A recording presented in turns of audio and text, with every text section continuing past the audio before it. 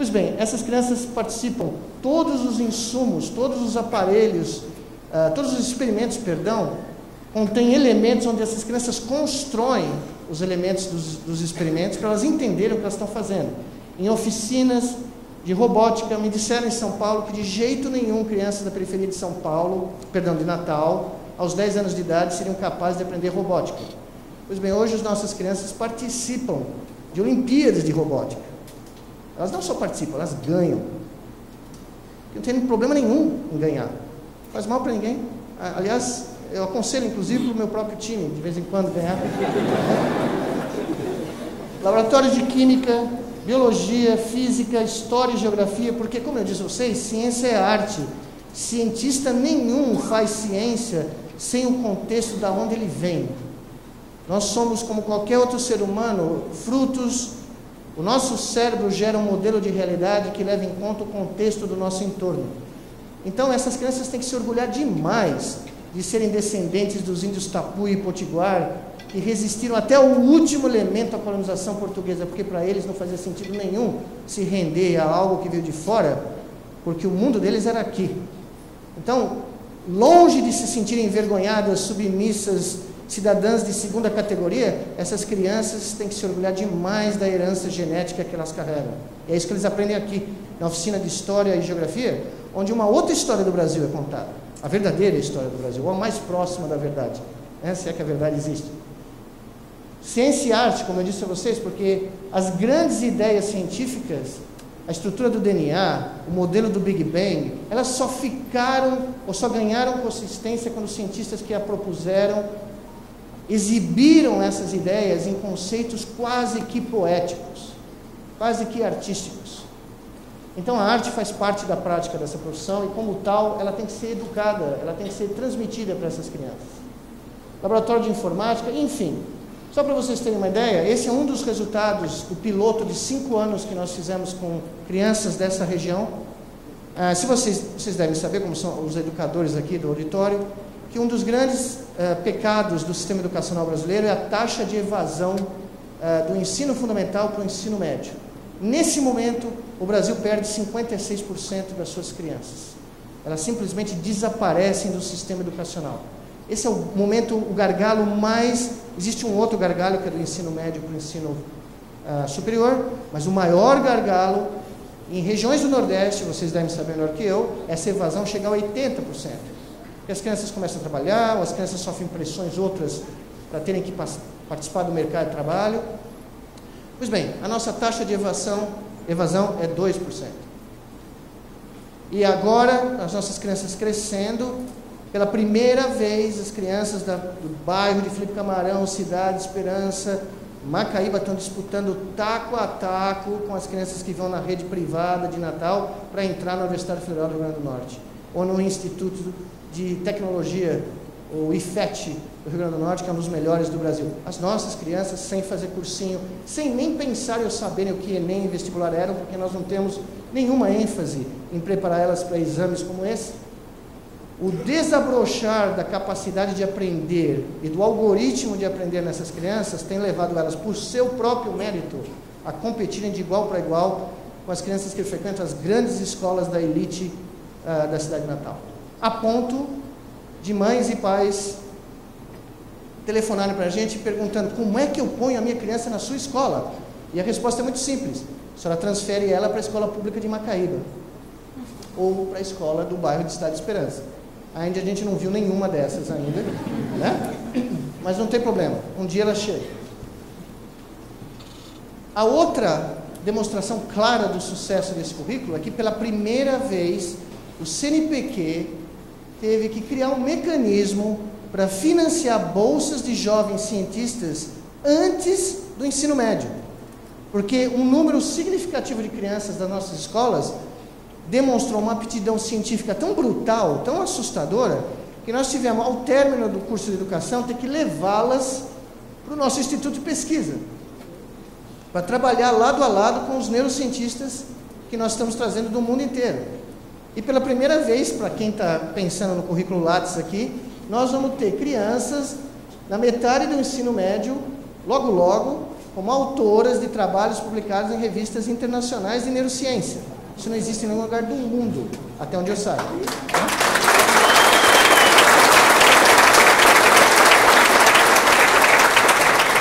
São essas crianças de Macaíba. Se vocês tiverem curiosidade, essa aqui é uma das 3, até agora, não sei se hoje, mas até 2 anos atrás, era uma das 3 únicas ressonâncias nucleares magnéticas de bancada do Brasil. A Embrapa tinha uma, eu acho que o Instituto de Física de São Carlos tinha uma. Nós ganhamos uma de um doador, porque nós tínhamos 3 meninos que queriam explorar novas fontes de óleo vegetal para biodiesel vindas do sertão nordestino. Para isso, eles tinham que medir o conteúdo de gordura de sementes de árvores que são características do Nordeste brasileiro. Pinhão manso, várias coisas. Oiticica, até mamona, e comparar. Pois bem, essas crianças antes dos 16 anos se transformaram nos melhores técnicos para lidar com essa máquina, e nós demos uma amostra de sementes para elas medirem e mandamos outra, a mesma fonte mandou para a Embrapa.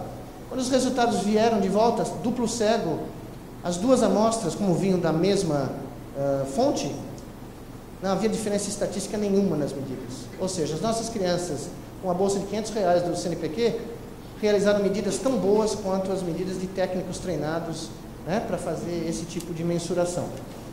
Enfim, no momento que você liberta a ingenuidade e a criatividade humana, não tem volta.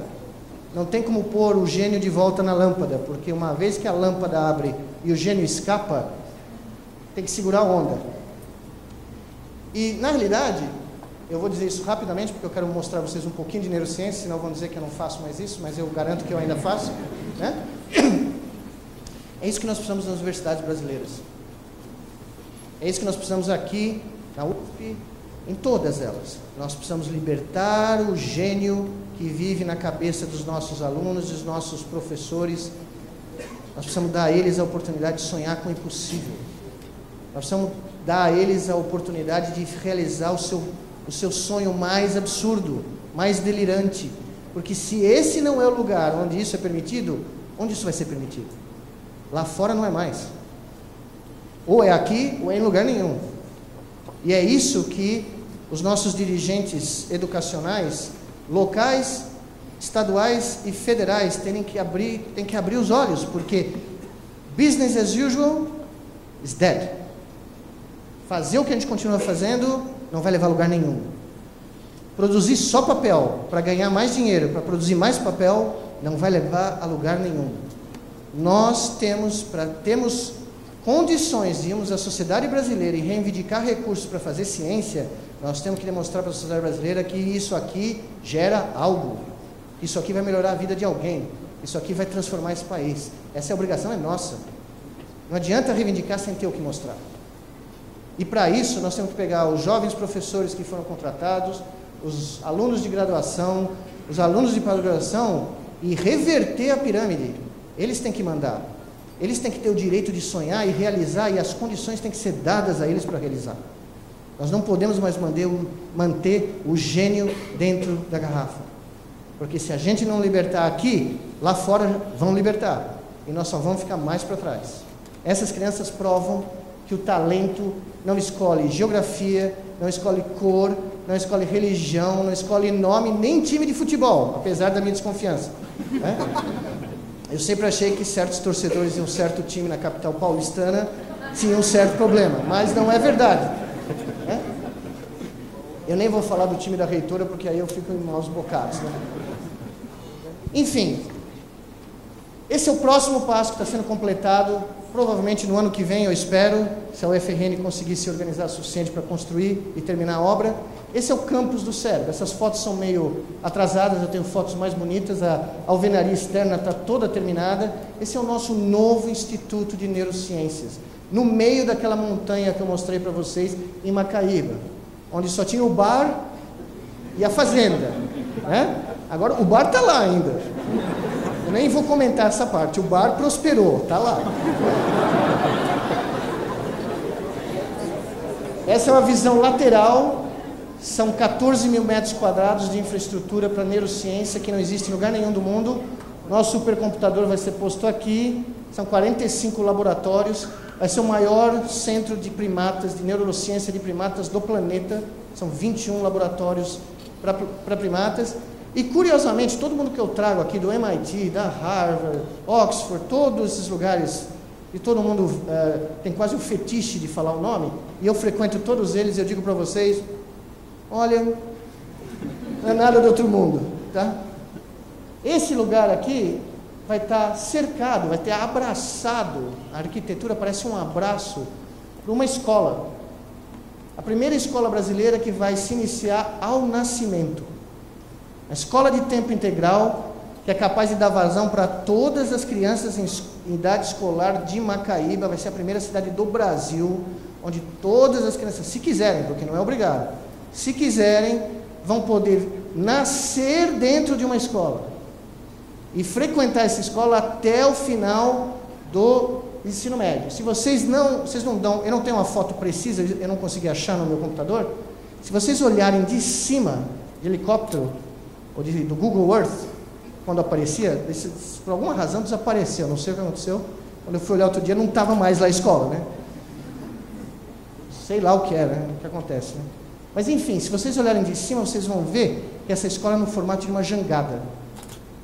E que cada vela da jangada é dividida por idade. Então a primeira vela mais ao norte é de 0 a 4 anos. A vela do meio é o ensino elementar.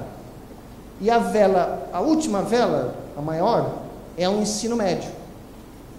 Isso não é a troco do nada, o arquiteto não ficou maluco para fazer isso, né? E até quando a gente foi mandar fazer a obra lá, o pessoal olhou e falou, não, mas isso aqui parece uma jangada.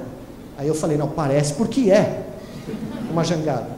Porque na minha concepção e na concepção do arquiteto, professor Galbinski, que é de Brasília, que participou da construção do grande épico arquitetônico brasileiro, que é a cidade de Brasília, para vocês que são jovens, vocês não têm a mínima ideia o que isso significou para nós, né?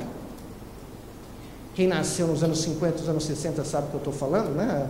A grande conquista do platô central brasileiro também era impossível, né? Só precisou de uns 10 malucos para fazer acontecer.